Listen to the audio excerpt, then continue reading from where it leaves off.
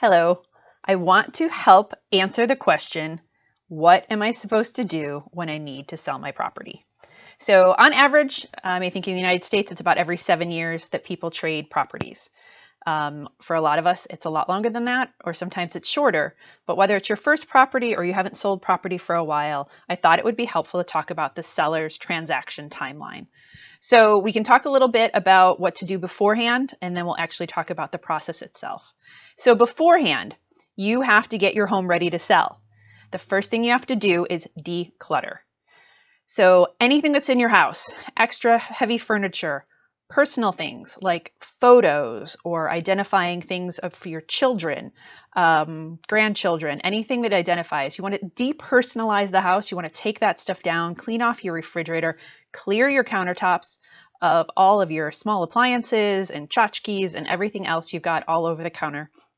Go into the bedrooms. You really just want to see nightstands, lamps, and a clean bed, and clean dressers. That's an example. So you want to declutter the property. Once you've completely decluttered, you want to clean. So you want to have somebody professionally clean. Your standards of clean may not be what somebody else's standards of clean are. So have a crew come in or a professional and have your house deep cleaned at the beginning of this process so that it's as clean as it could possibly be for the inside. And on the outside, you want to have your home landscaped. You want to have your sidewalks power washed and your lawn trimmed and your bushes trimmed and trees. Your front yard is a first impression, right, of your house. So you want to clean inside. You want to make sure the outside is landscaped. And then the other thing are repairs. You know better than anybody what's wrong with your house. So when your light switches don't work or outlets don't work, or you know that there's a piece of your shingles missing off of your roof, have that repaired. Get all of those little repairs done. It doesn't mean that the buyers are going to come in and pick it apart and not buy your house because of that one thing. But the less things you have that are wrong with the house, the smoother the transaction seems to go, and the more the buyers are comfortable buying the house, even after the inspection. So do all those little repairs so they don't come up in the inspection report, so the inspection isn't 150 pages long.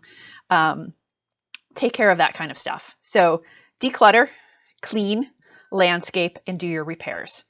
And then we're almost ready to go. So once you have all of that stuff done, we will then go to signing listing documents. We can talk about all of that offline, but you're going to have to fill out about 4 different forms that range everything from figuring out what the correct pricing is for this market to when you want to list the property, how long you want to list the property for, how aggressively you want to be priced, all of that good stuff. It's all in the listing documents, and we really describe your property for the buyers, the MLS, and other agents who will be bringing those buyers. So we'll do listing docs next. And then we have the fun part. We make sure everything is staged, everything is clean, little pops of color, everything is clean, and we bring in the photographer. So the photographer will come in, take professional photos of your home. We want it to show the best way it can. Not coming in with the phone, not coming in with my own, camera and taking pictures. I'm going to let a professional handle that because that's what they do. We'll list the property then after we have the photos. Depending on the property and what we decide on, maybe there'll be a video, maybe there'll be a Matterport that gives kind of a walking tour online. That is all has to do with the marketing of the property and what level of marketing you'd like to have. So we're going to get your property ready. We're going to sign the listing documents, and then we're going to bring in the photographer and get the home listed on the multiple listing service.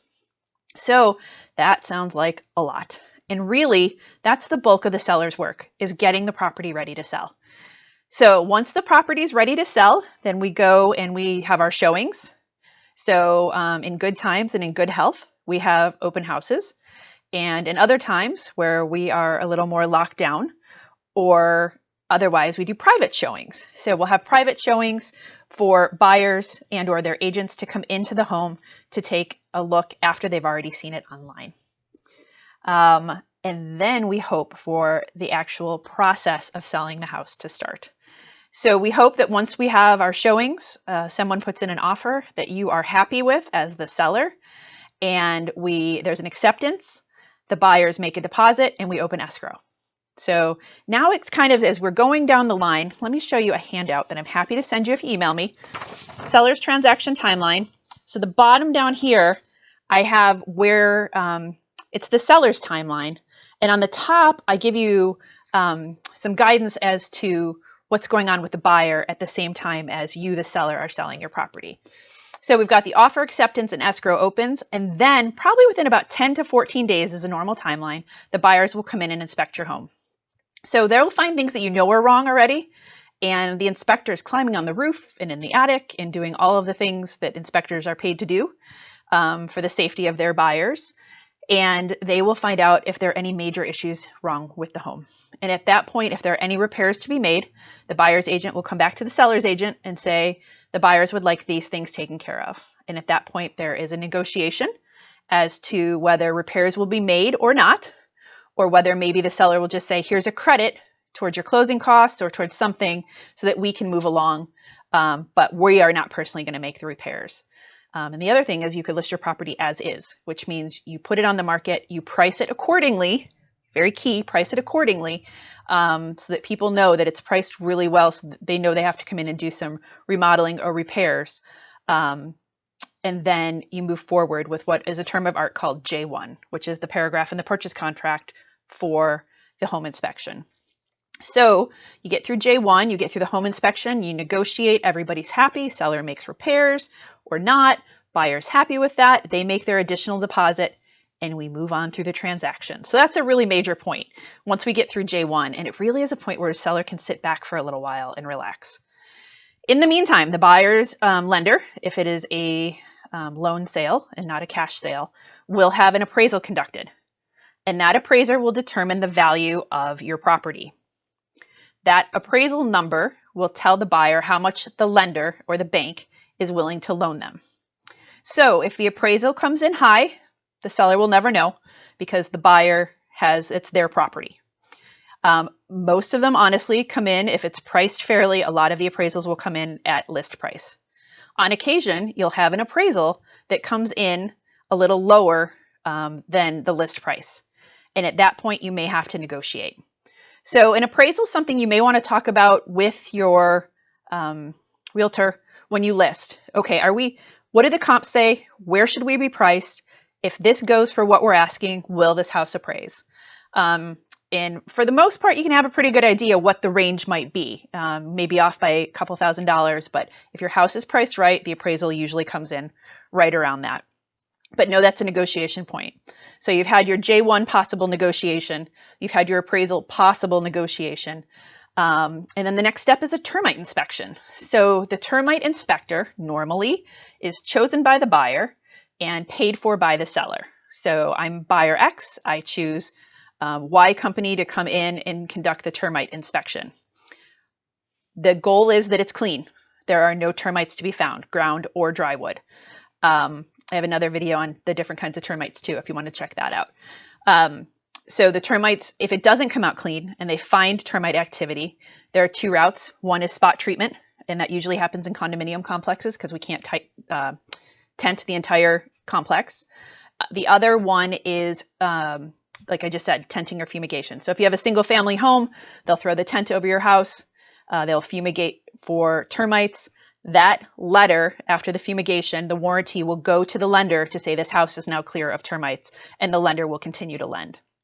So that's usually the seller's cost, again, if it hasn't been negotiated up front. So seller pays for the termite inspection. Seller also pays for the treatment, if needed. So hopefully you don't need it, but that is another point in the process. So we've gone through the inspection, we've gone through the appraisal, we've had the termite inspection, and now we're getting towards the closing.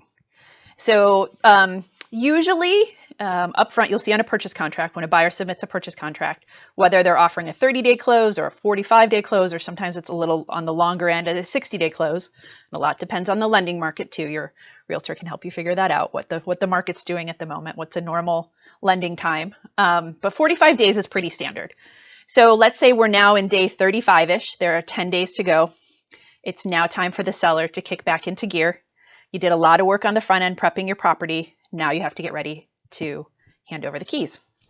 So you're going to remove all of your items from the property. The moving truck comes, clears out all of your stuff, and we're probably talking somewhere about 10 days out from closing. that you want to have all that stuff out of the house, because you are now going to have the home professionally cleaned.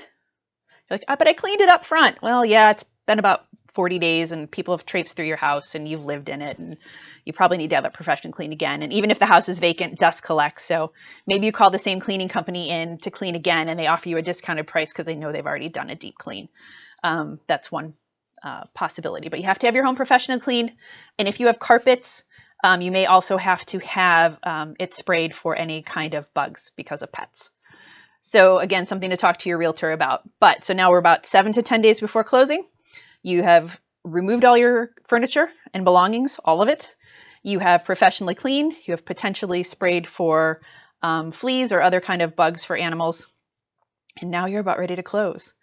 So as the seller, you sign documents. When you bought the house, you can probably remember the stack was about this big between the loan documents and the escrow documents, but you don't have a loan this time. You just have escrow, so your pile's only about this big. So signing is a lot quicker, and you sign all of your escrow documents, and you basically sign over the deed to your house at that time, which is kind of cool because now you're getting ready to finish the process.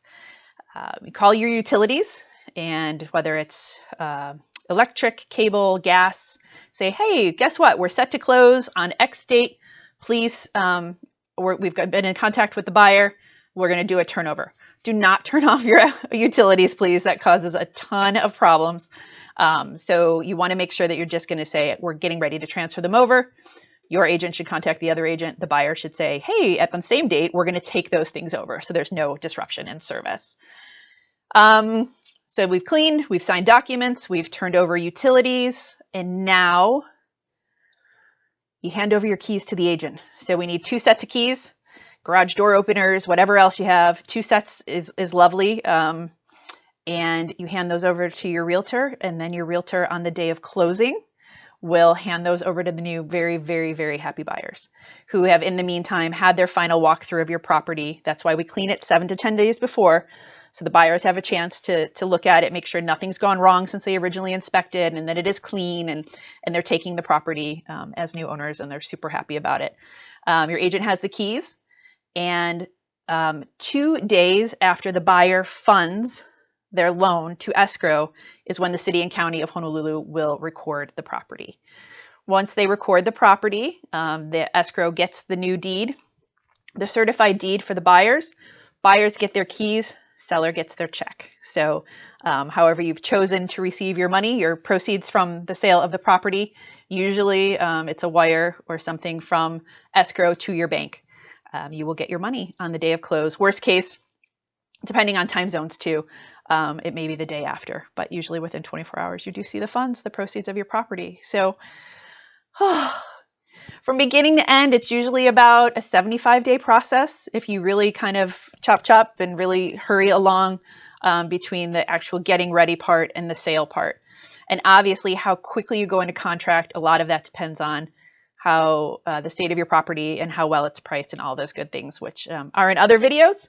And I can always talk to you about that as well. So I hope this helps. It's stressful, just like buying a home is stressful, selling a home is stressful. You have an emotional attachment to your property. Sometimes it's like, I'm out of here, and you're on to bigger and better things. And sometimes it's a sad thing. So it can be an emotional process as well.